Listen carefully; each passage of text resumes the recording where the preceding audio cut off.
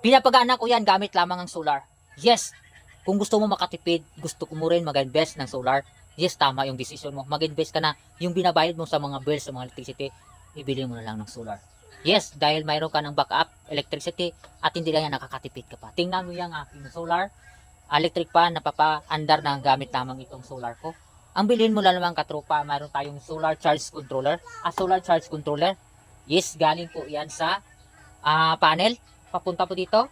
At siyempre naman, nagcha-charging yan gamit yung ating solar charge controller papunta sa baterya natin para hindi masira yung baterya, makontrol yung charging. At siyempre naman, mayroon tayong inverter na 3,000 watts. Yes, yan po yung nako-convert sa 12 volts papunta sa 220 volts. Yan, kaya po umaandar yung electric pan natin. Ayan, napakaganda po yung charging natin. Mayroon tayong 12 volts dahil umaga pa ngayon, alas 8 pa ng umaga, napakaganda yung charging.